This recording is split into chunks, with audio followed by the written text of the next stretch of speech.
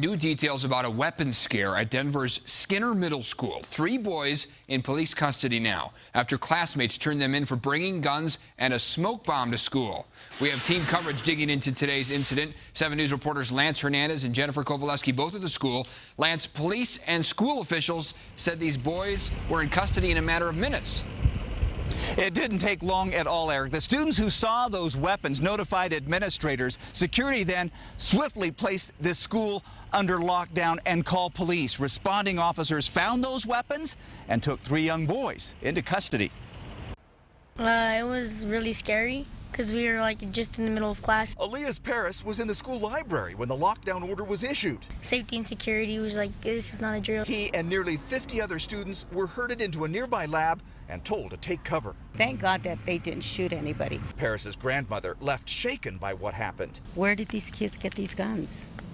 You know, somebody's got to be accountable. Yeah, the kids, but the parents have to be accountable for that too. I asked police if there was an actual threat or if the kids were just showing off. He said that's part of the investigation. We are going to make sure that we know all of the whys in this. We are going to dig deep with everything that we have possible to find out how and why this occurred. When the lockdown was lifted, students began sharing stories about the kids with the guns. Do you think that they intended to use them, or do you think that they were just going to show off? Well, I learned that it was targeted toward the teacher. The parents and grandparents I spoke with say they were dreading a different outcome. My grandkids go to school and they're going to call me and say they've been shot. I don't need that.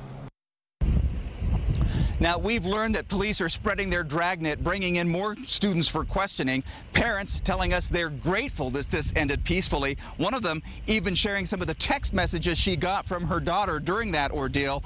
It says, hey, don't know if you've heard, but we had a lockdown at school. Just want to tell you everything's fine. We are safe. Mom asked what happened. The daughter said, someone brought a gun to school. Everything is safe and under control. That was good news for the mom.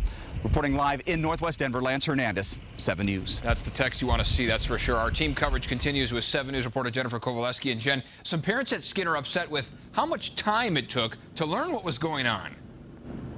Eric, it all happened fast. The school was put on lockdown at about 8:40 this morning. Within 30 minutes, that lockdown was lifted.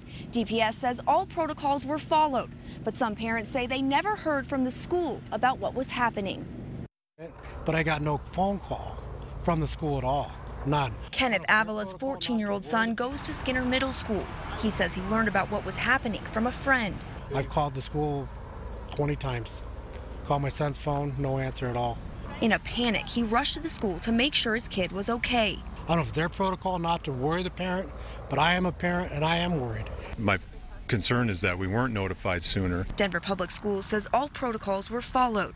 When a school goes into lockdown, head of security Michael Eaton says staff and student safety is the first priority. From there, we'll work with our communications team as well as school leadership to get information to parents. Eaton says because the lockdown happened so fast, there wasn't enough time to immediately notify parents. We asked parents to please understand that and trust in the school that we're keeping your kids safe and that we don't want an influx of parents here. As for parents like Avila, he says the lack of communication led to some anxious moments. I'm sure, on their assumption they don't want a swarm of parents showing up, but these are our kids. We pay them. Now, the school did send out this letter to parents letting them know what happened. The principal and head of security will also be available to answer parents' questions about the protocols next week. Reporting live tonight, Jennifer Kovaleski, 7 News.